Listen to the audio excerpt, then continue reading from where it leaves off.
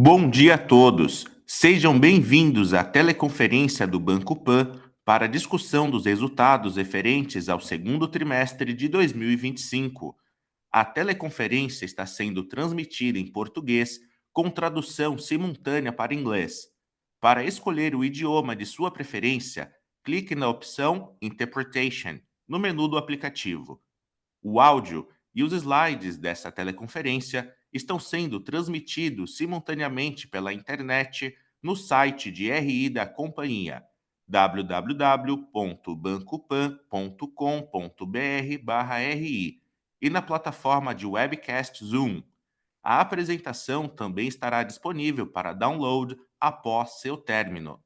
Gostaríamos de informar a todos que este evento está sendo gravado e todos os participantes estarão apenas ouvindo a teleconferência durante a apresentação.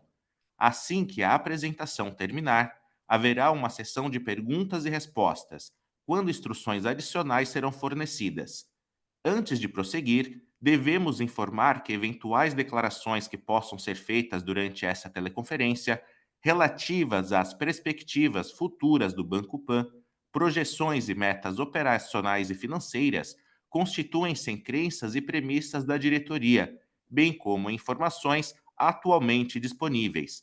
Considerações futuras não são garantias de performance futura.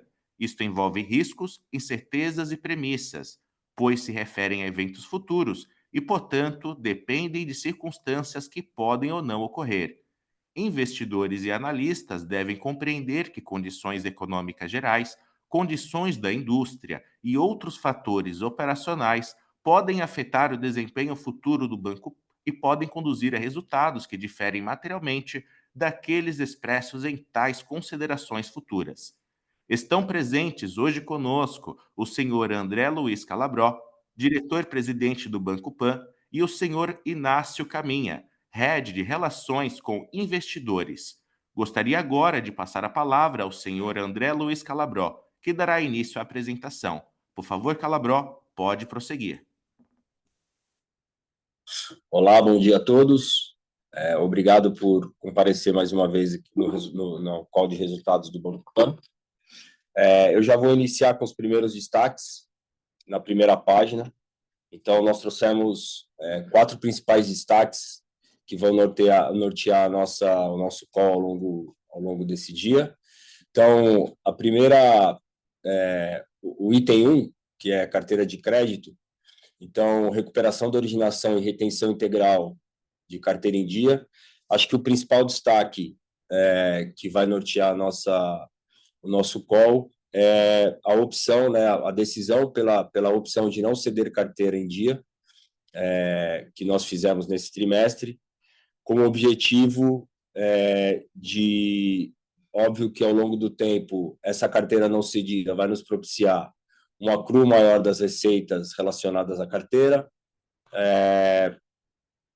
Uma outra coisa que ao longo do tempo o banco vai ficando cada vez mais simples, né, de fato com o core alinhado, e principalmente essa decisão ela está pautada no resultado operacional robusto que o banco tem. Então, é importante que a cessão de crédito, apesar de ser uma ferramenta de gestão, ela passa a ser uma opcionalidade do Banco Pan. Em relação à inadimplência, a estabilidade nas carteiras colateralizadas e leve aumento em carteiras clean. Então, mais à frente, nós vamos dar um pouco mais de detalhes sobre esse item. Margens, manutenção em níveis robustos em relação à carteira do balanço. E na parte de eficiência, nós tivemos redução em despesas administrativas e operacionais, como nós já havíamos destacado no call do primeiro trimestre, onde, no geral, nós reduzimos mais de 20% as despesas, e se olharmos a parte de despesas administrativas e pessoal, a redução também foi considerável, na casa de 7%. Próximo slide. Aqui alguns indicadores que nós trazemos sobre o banco. Então, número de clientes, nós tivemos 32 milhões de clientes, né? Fechamos o segundo TRI com 32 milhões de clientes. Carteira de crédito, atingimos 57,8 bilhões de reais, um crescimento de 18% em relação ao segundo TRI de 2024 e 5% em relação ao primeiro TRI de 25. O lucro líquido atingimos 191 milhões, aqui tem uma redução em relação ao segundo TRI e também ao primeiro TRI, mas basicamente pelo efeito da não cessão de crédito, que explicaremos no próximo slide. E o ROE ajustado em 11,3%. Pode ir lá? Aqui, basicamente, nós fizemos um exercício trazendo exatamente um histórico de resultados desde 2021. Então, para demonstrar alguns indicadores, primeiro que o lucro líquido está bem alinhado em relação aos anos anteriores, porém, a boa notícia é que no segundo TRI, mesmo alinhado o lucro líquido, aqui não tem o efeito da cessão, então esse é um indicador importante. Nossa carteira de crédito vem crescendo consideravelmente, então atingimos, como eu falei no slide anterior, 57,8%. E o ROI de 11,3%, ele é um ROI, de certa maneira, não comparável aos ROIs anteriores, justamente pelo efeito de cessão, mas é importante também salientar que, se nós tivéssemos feito a cessão, o ROI seria superior ao 13,8% do primeiro trimestre de 2025. E, por fim, nós quisemos trazer dar uma pequena pincelada no nosso processo, na nossa estratégia de eficiência e também de inteligência artificial, trazendo aqui alguns indicadores ou algumas frentes que nós temos investido, que nos leva às melhorias de eficiência do banco, reduções de custos, mas também em agilidade e ganho de performance. Então, originações em B2C, nós tivemos 32% de aumento nos últimos 12 meses, com uso intensivo de dados e inteligência artificial, na geração de leads e melhoria de conversão. Na recuperação de crédito, nós também utilizamos inteligência artificial nos nossos modelos para determinar influência comportamental, avaliação de garantias. Isso nos trouxe já um benefício de redução de perdas na casa de 20%. Todo o nosso processo de atendimento e interação com os nossos clientes, nós já chegamos em 75% de autosserviço, aqui muito focado em redução do custo de servir. Então, é também um indicador bastante importante, através do uso de inteligência artificial, de bots, para que o nosso índice de solução aos atendimentos dos clientes seja bastante alto. E, em todos os processos operacionais, nós temos já mais de 130 processos de forma autônoma, o que gera excelência operacional, alavancagem e redução das despesas e dos custos. Pode seguir. Agora o Inácio vai passar um pouco dos indicadores detalhados do nosso business e após nós abrimos para as perguntas. Boa, vamos lá. Dando sequência no slide 7, falando um pouco sobre engajamento. O nosso número total de clientes reduziu marginalmente e aqui tem uma relação com uma revisão na quantidade de cartões de alguns clientes, de alguns clusters específicos, que a gente optou por encerrar o relacionamento. E isso é do dia a dia, né? Assim, é super vivo, ainda mais nesse momento que a gente começa a ver o macro, de certa forma, deteriorando. Essas são as primeiras carteiras que sentem, e a gente vai ajustando o nosso apetite e velocidade de crescimento também. Cross-sell Index ficou ali em 2,3 produtos, né, por cliente ativo. Cliente com chaves Pix evoluiu também marginalmente. E o volume transacionado, 32 bilhões, ainda assim aumentou mesmo com essa redução de alguns clientes e mesmo limites de clientes que permanecem conosco. Falando sobre a originação, no slide 8, a gente totalizou 7,4 bi no trimestre, veículos recuperou vindo de 4,3 para 4,8. e com uma rentabilidade bem boa. O consignado privado, a gente, nesse TRI, viu já o primeiro volume mais relevante de originação, totalizando 1,1 bi, e esse número também a gente espera mais forte para o terceiro TRI em diante, porque a gente ainda estava naquela fase inicial do produto, que tinha aquela regulamentação dos 120 dias. Desde o final de julho, o volume de originação aumentou, e a gente fechou julho já, por exemplo, com uma carteira de 1,5 bi. Então, a gente está com boas perspectivas para esse produto, especialmente substituindo, né, o foco desse curto prazo, pelo menos, no consignado público e do INSS, que vem com uma rentabilidade bem mais apertada, margens pouco atraentes. E no INSS especificamente, vai ter a entrada do Marketplace agora no final de agosto, que pode ser uma forma da gente buscar expandir alguma coisa no B2C, mas certamente não vai voltar a ter os patamares que a gente já observou no passado para esse produto, né? O ambiente está bem diferente do que costumava ser.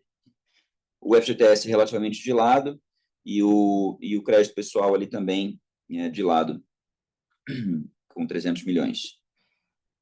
A carteira de crédito, no slide 9, totalizou, então, os 57,8 bi, né, um crescimento de 5% no trimestre, 18% no ano. Veículos, naturalmente, a maior carteira, com 59% do todo. Consignado, incluindo público, privado, cartão, né, empréstimo, e também FGTS, totalizando 34,2%, também crescendo, especialmente por conta da originação do privado. E aí um movimento que a gente já tocou aqui de uma ligeira redução das carteiras clean, seja de cartão, seja de empréstimo pessoal, ambas recuando aí 3% no trimestre. De toda forma, a gente avalia como um crescimento importante, especialmente dado o efeito que a gente tem visto de retração, né, de originação no consignado público e INSS.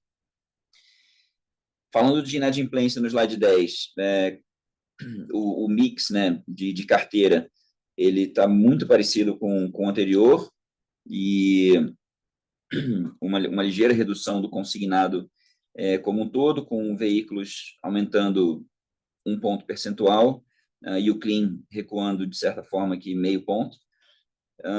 A inadimplência, né, o 15 a 90, como a gente já esperava, ele recuou de forma importante, especialmente em veículos, e no over 90, essa alta de 8,1 para 8,3 foi puxada pelas carteiras clean. Veículos que a maior carteira está estável, e a gente está confortável com a dinâmica que os produtos têm apresentado, são carteiras vivas e que a gente vai se adaptando à medida que as safras vão avançando e os trimestres vão avançando. No slide 11, a gente tem as informações de cartões, e aí, novamente, né, a redução de emissões conversa bastante com isso que a gente tem falado aqui. A gente também revisou alguns limites de clientes, o que naturalmente impacta o TPV desse trimestre já, e isso são ajustes que a gente vai fazendo pontuais, sem nenhuma mudança estrutural no que a gente imagina de um crescimento de carteiras clean, que são importantes para engajamento, mas a gente vai gerindo isso ao longo do tempo. Seguros, no slide 12, a gente voltou a crescer em emissões de prêmios e, naturalmente, receita, acompanhando, né, a volta de veículos, e também a gente traz uma informação nova aqui, que é uma quebra por tipos de prêmio. Então, a gente consegue perceber, por exemplo, que seguros de vida e de auto cresceram, né, de um ano para cá, representam um pouco mais do que a gente origina como seguros, e vai mostrando diversificação e novas frentes de geração de receitas com esse produto. Indo para os destaques financeiros aqui no slide 14, a nossa margem financeira total caiu, né? Se a gente olhar nominalmente de 2,4 para 2,1 bilhão, e isso tem a ver com dois efeitos, basicamente. Primeiro, o fato de a gente não ter vendido carteira em dia, isso deixa de ter uma contribuição positiva aqui, e, de mesma forma, o fato da gente ter feito novamente uma venda de carteira NPL, que a gente não havia feito no primeiro TRI, lembra que a gente comentou, a gente estava entendendo os efeitos da 4966 e optamos por não vender carteira no TRI passado. Nesse trimestre, a gente voltou a fazer cessão desses ativos, e sempre que tem venda de carteira NPL on balance, naturalmente você tem um efeito de reconhecer um prejuízo na venda no grupo de margem financeira, em contrapartida você tem a reversão da provisão sobre essa carteira, que cria um benefício no grupo de custo de crédito. Então, já olhando os dois gráficos, né, em paralelo, a queda de um está muito associada com a melhora do custo de crédito de 8,8 para 6,8.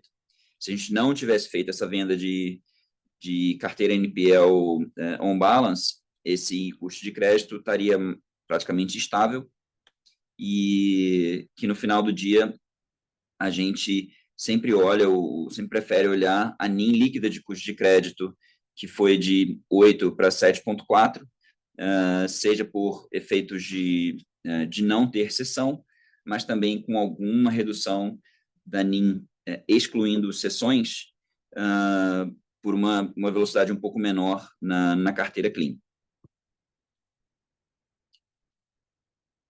E aí, falando um pouco de despesas, no slide seguinte, a gente, como o Calabro comentou, tem feito um esforço importante aqui nessa agenda de eficiência. Então, nesse gráfico aqui, até quebrando um pouco o padrão que a gente sempre mostra, a gente colocou do quarto trimestre, os três em sequência, né, o quarto, o primeiro e o segundo, para mostrar como essas linhas têm se apresentado. Então, vindo ali de 680 milhões de despesa administrativa e pessoal, 640 no primeiro TRI, 632 aqui no segundo TRI.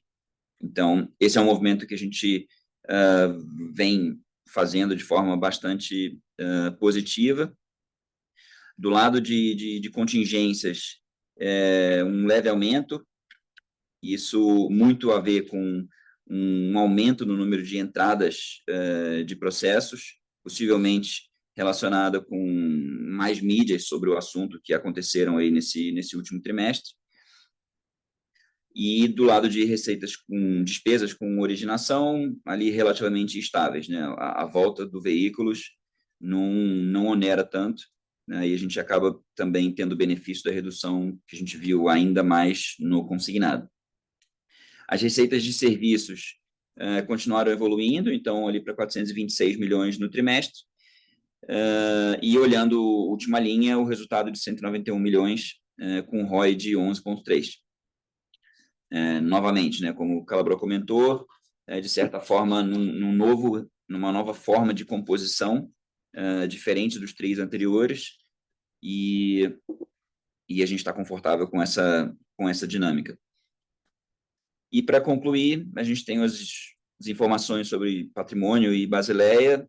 Basileia também gerencial, né, porque o que vale é do conglomerado BTG, mas Basileia é super confortável, ali em 13,3, patrimônio líquido crescendo, e a gente com bastante conforto para seguir a nossa estratégia de crescimento de ativos e rentabilização cada vez maior do nosso balanço. Então, com isso, a gente conclui a apresentação e abre para as perguntas. Obrigado. Iniciaremos agora a sessão de perguntas e respostas para investidores e analistas. Caso deseje fazer alguma pergunta, por favor, levante a mão na plataforma Zoom, clicando na opção Raise Hand. A nossa primeira pergunta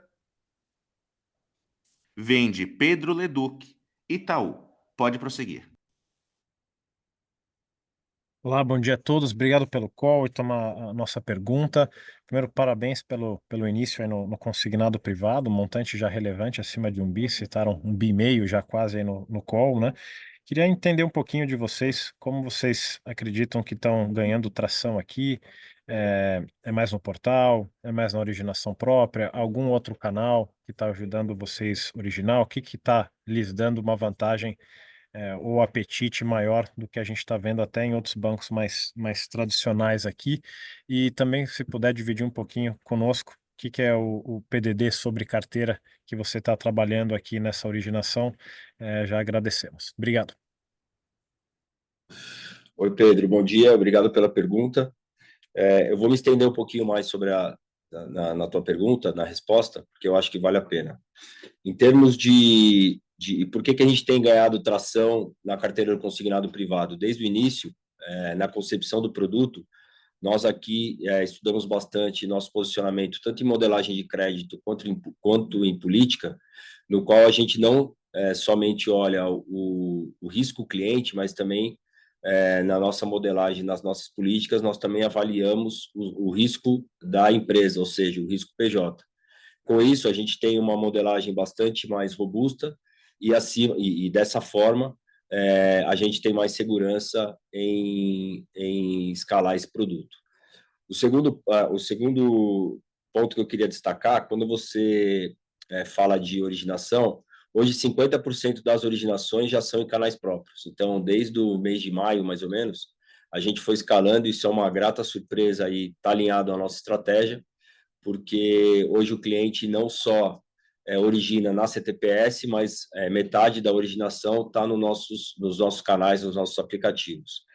E o terceiro, o que eu posso te falar em relação à provisão ou perda, é que quando nós olhamos os indicadores de escrituração e de repasse, que inclusive foi divulgado no mercado um indicador um pouco abaixo, digamos na casa de 84, 86, eu não me recordo agora de cabeça, eu posso garantir para você que os nossos indicadores são bem acima desse 84 ou 86 que eu me referi, justamente porque na concessão de crédito a gente tem um processo bastante mais ajustado em relação aos novos créditos. E também a gente teve duas boas surpresas, que foi o bom índice de reemprego, né? Então, aqueles clientes que por algum motivo não tiveram o seu repasse realizado, a gente está conseguindo fazer um processo bem ajustado de reemprego. Então, quando o cliente troca de emprego, a gente está conseguindo, de forma bastante ágil, capturar esse valor emprestado. E, obviamente, no processo de recuperação daqueles clientes que, porventura, perderam seu emprego, a gente já tem um processo ativo de não só de avisá-lo, porque a gente sabe que por algum período pode ser um processo, algum equívoco operacional entre a empresa, né, que não fez o repasse, mas a gente já começa de forma ativa fazer o lembrete e depois a recuperação de crédito, e a gente tem se portado bem em relação ao produto.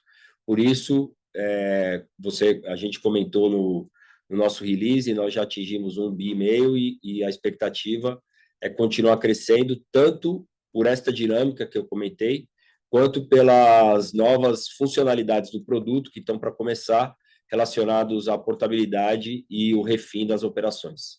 Obrigado novamente. Obrigado a vocês, sucesso.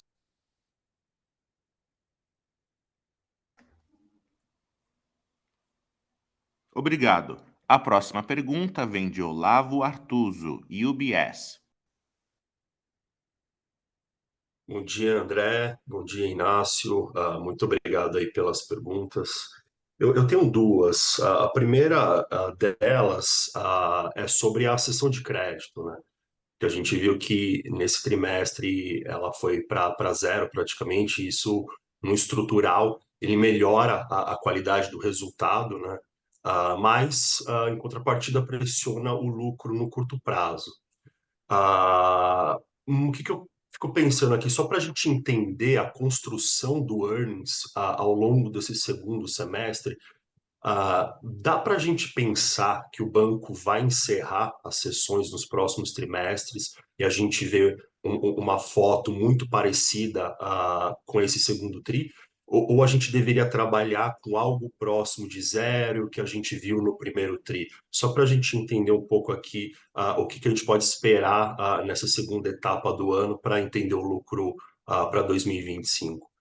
E a minha segunda pergunta, mais ligado para a qualidade da carteira, é que a gente viu que o estágio 3 ele cresceu, ele se expandiu, né, tri de forma relevante, e a gente até que esperava uma deterioração dessa carteira, né, mas ela veio bem acima do que a gente estava projetando. Então, se você puder só elaborar um pouco de onde que veio essa deterioração, eu até entendo, André, que você, no início, aí, nos seus primeiros remarks, você comentou que as carteiras clean, né, foram responsáveis por esse efeito, mas eu só queria entender um pouco sobre a carteira de alto nesse quesito em específico, se teve alguma contribuição para esse aumento no estágio 3 ou se foi somente devido à carteira clean.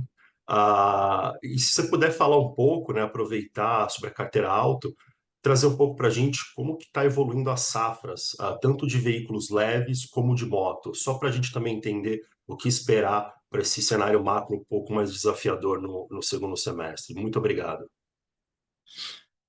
Valeu, Olavo. Obrigado pela tua pergunta. Vamos lá. Então, primeira parte das sessões de crédito. Como eu falei no início, e aí aproveitando digamos, a troca de gestão, a minha chegada, nós fizemos uma boa avaliação, obviamente, sobre o resultado operacional do banco. Então, nós tivemos conforto em não fazer sessão de crédito. A sessão de crédito, como eu falei, ela é uma opcionalidade, então ela passa a ser uma opcionalidade, e ela é uma ferramenta de gestão por óbvio. A tendência é que nós não façamos mais sessão, mas, de novo, como eu mencionei, é uma opcionalidade. E por quê? Porque a gente está olhando, primeiro, o banco e os resultados no médio e longo prazo. Então, a gente está olhando o banco com a visão de longo prazo. Isso, como eu comentei no início, em termos de carteira, a gente vai ter um benefício, né, de acruar receitas dessas carteiras que não são cedidas. Esse é o primeiro ponto. O segundo ponto a gente, ao longo do tempo, o banco vai ficando cada vez mais simples, e quando eu digo mais simples, ele vai estar cada vez mais focado no nosso core. Porque hoje, querendo ou não, nós temos sistemas, processos e pessoas, por óbvio, focados na gestão das carteiras que são cedidas.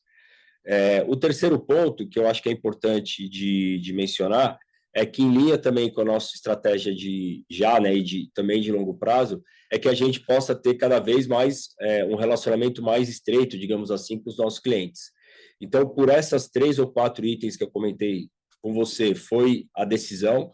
A gente está bem seguro em relação à decisão, a gente acredita que isso vai ser melhor para o banco, mas, de novo, para que não tenha nenhum misunderstanding aqui, a sessão de carteira é uma opcionalidade, é uma ferramenta de gestão, e que nós tivemos a opção de não fazer, e que a tendência é que a gente não faça nos próximos.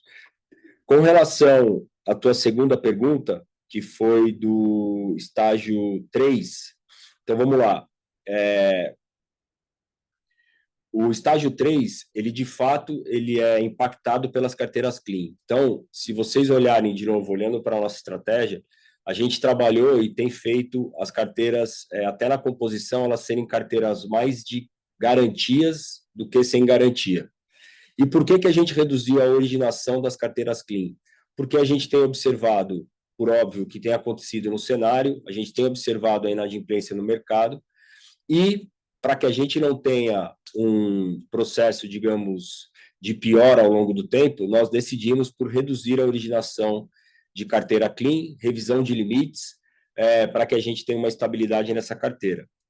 Por outro lado, quando a gente fala das carteiras em garantia, e eu vou citar a carteira de autos que você mencionou, a gente teve já bons indicadores em 15 a 90, então, tanto por estratégias de recuperação, quanto por estratégias na concessão de crédito, e acima de 90 dias, estabilidade, e a gente acredita que para frente a tendência é positiva.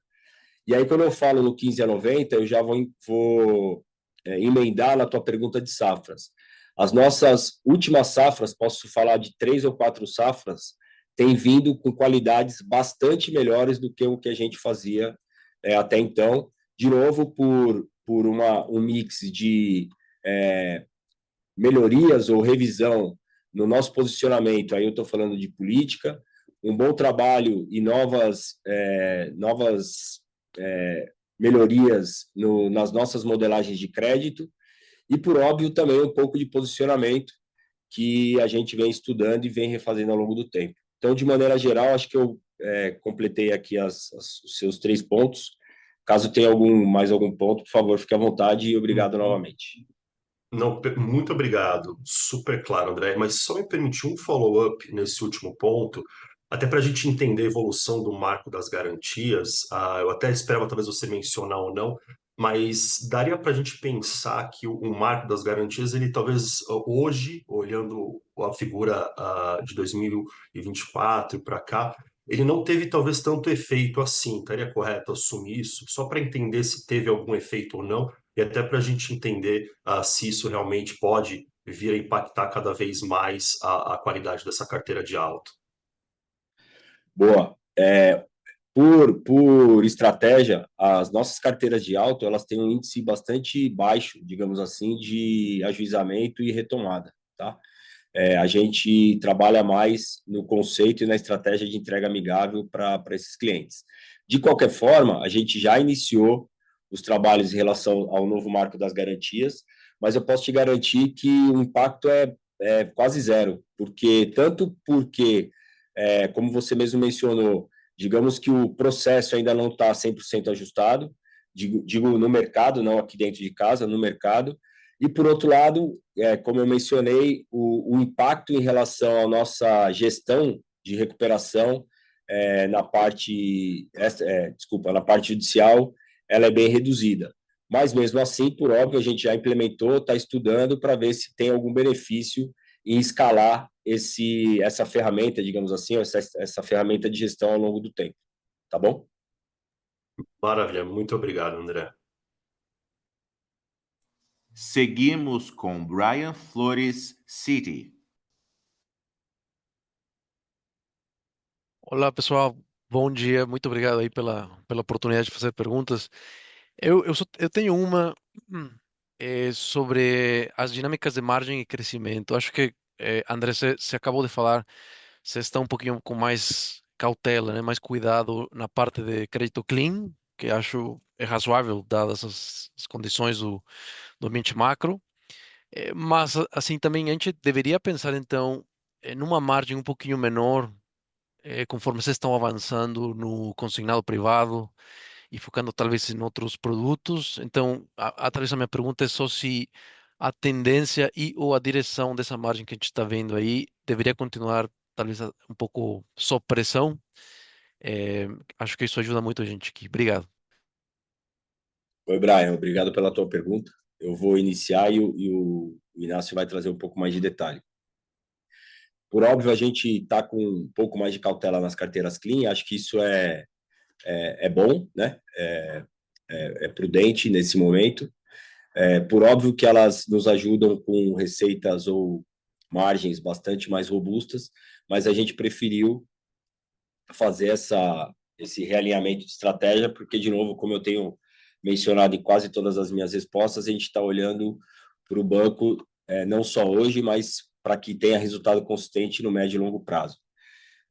Quando você se refere às margens, eu acho que excluindo as sessões, a gente vai continuar no mesmo patamar. Não tem uma queda, né, que eu acho que é a sua questão. Por óbvio, a gente também está fazendo um aumento nas carteiras mais resilientes, digamos assim, né, as carteiras de leves, motos, consignado privado e o FGTS, e tentando retomar no consignado público e INSS, que a gente acredita que a partir do final desse mês, com a entrada do marketplace, possa ter uma surpresa. A gente ainda não sabe muito bem o que vai acontecer, porque é tudo muito novo, mas a gente está atento e nós vamos entrar no marketplace no dia do lançamento, digamos assim. Então, objetivamente, acho que a gente não tem pressão em relação às margens, mesmo com a redução de carteira clean. Mas aí o Inácio, não sei se quer complementar, fica à vontade. Não, acho que é exatamente por aí, porque de um lado você tira carteiras, um pouco de força das carteiras clean, mas veículos a gente vem originando com uma rentabilidade boa há muitos trimestres já, e naturalmente você vai, né, renovando as safras. A própria chegada do privado com uma rentabilidade também muito boa ajuda isso, e a própria redução do consignado público e INSS, que estavam com uma rentabilidade menor, também, de certa forma, ajuda a média. E esse retorno do INSS seria em rentabilidade, buscando rentabilidades maiores do que a gente vinha fazendo. Então, acho que não deveria ter nenhum movimento para baixo da margem, excluindo venda de carteira, não. Não, perfeito, super claro. E só um follow-up. Acho que o ritmo de crescimento da carteira ano contra ano, ela caiu um pouquinho. Acho que começaram o primeiro tri com perto mais de 20, aqui agora acho que foi 18. Só para entender, a gente deveria pensar que a carteira no ano como um todo acaba entre uma faixa de 15 a 20, mais na faixa do 15, ou mais na faixa de 20, só para entender como que vocês estão pensando em termos de apetite geral da carteira. Obrigado.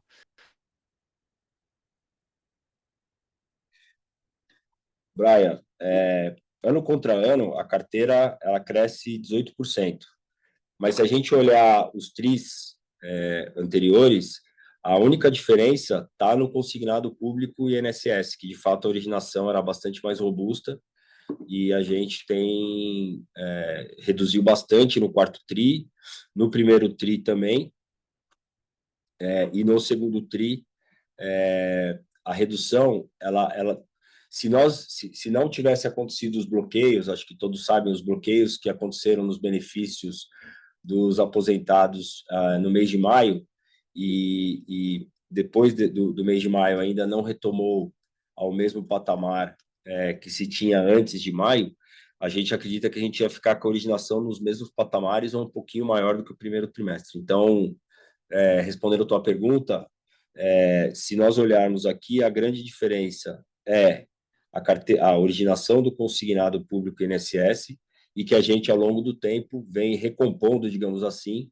com a carteira do consignado privado, que não só tem margens mais robustas e tem tido um desempenho, apesar de poucos meses, bastante em linha com a nossa expectativa. Não, perfeito. Mas só deixando bem claro, então o ritmo deveria ficar, pelo que eu entendo, mais na parte alta desse range, né, de 20%. Sim, a gente imagina um crescimento dessa ordem. Perfeito, obrigado.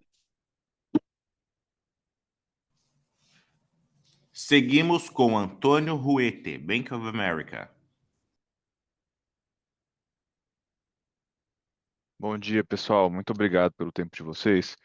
Duas perguntas aqui do meu lado. A primeira vai na venda do portfólio que vocês tiveram no TRI, não do portfólio ativo, mas do inadimplente. Se vocês pudessem dar um pouquinho mais de detalhes, só confirmando aqui, o cost of risk, então, ele teria ficado estável em 8,8, é isso, tri a tri?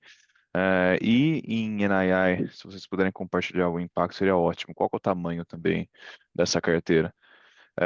E a minha segunda pergunta vai se vocês têm algum número aqui para compartilhar com a gente sobre OPEX, né, em termos de target, em termos de quanta sinergia você pode capturar com o banco controlador ainda, ou então algum target deficiency. Muito obrigado. Bom, Antônio, tudo bem? Vamos lá, sobre esse impacto do NPL, a gente tem, lembra que a gente tem venda on e off balance, né? Então, é algo como 300 milhões de reais que a gente reconheceu de prejuízo dentro do grupo de margem, e da mesma forma algo como 300 milhões de reais de benefício ao reverter provisão, e aí isso está no grupo de crédito. Se você volta esses 300 milhões, incluindo crescimento de carteira também e tudo mais, você teria o 8,8 ficaria praticamente estável ali, o 8,8 do primeiro TRI ficaria muito em linha com o que seria o número deste segundo TRI. Então, isso é o efeito que a gente tem das vendas on balance, e de venda naturalmente também off balance teve um pouco mais, mas contribui bem pouco para o resultado, né? A gente teve uma receita de recuperação de WO de 92 milhões no trimestre. Naturalmente, grande parte disso é um processo ongoing que a gente faz internamente de recuperação das carteiras, e uma pequena parte, algo como menos de 10 milhões, veio dessa transação específica de venda de carteira off-balance, né? Então, não sei se responde um pouco da composição, como foram os números nesse trimestre nas diferentes linhas.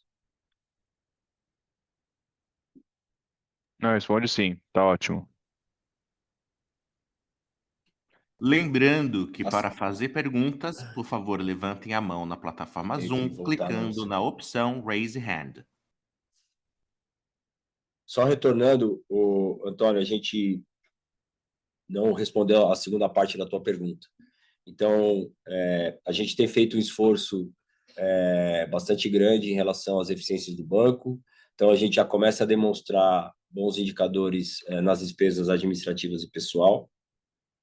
Lógico que isso vai acontecer no tri a tri e ainda não está. Nós não estamos sendo impactados positivamente pela parte de tecnologia e processos operacionais, digamos assim, em sinergia com o banco, com o BTG, porque, por óbvio, são projetos estruturais que demoram bastante mais. Então, esses benefícios a gente acredita que vai capturar no longo prazo, lá para 2027, mas, independente disso, o trabalho que a gente tem feito em relação à eficiência tem sido bastante bom. A gente já vê uma redução de mais ou menos 50 milhões nesse primeiro semestre e a gente acredita que até o final do ano a gente ainda vai ter algumas boas notícias. Mas, de novo, o grande valor a ser capturado está no longo prazo nos projetos estruturantes de tecnologia, tá bom? Tá claro, agora tá ótimo. Muito obrigado pela resposta. Lembramos que para fazer perguntas, por favor, levantem a mão na plataforma Zoom, clicando na opção Raise Hand.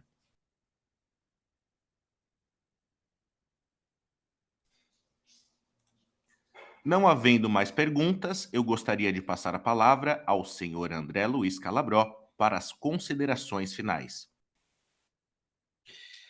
Bom, pessoal, novamente agradecer pelas perguntas, pela participação no call. Nós nos colocamos à disposição para pós-call, se vocês tiverem algum tipo de dúvida, para que a gente possa sanar essas dúvidas. E espero que a gente possa ter compartilhado com vocês não só os resultados do TRI, mas basicamente as estratégias que a gente tem adotado para o longo prazo, de agora para o longo prazo. A gente está bastante confiante que está no caminho correto e que tri a tri a gente vai colher bons resultados e os benefícios dessa estratégia. Então, novamente, obrigado a todos, bom dia e ficamos à disposição. A teleconferência do Banco Pan está encerrada. Agradecemos a participação de todos. Tenham um ótimo dia.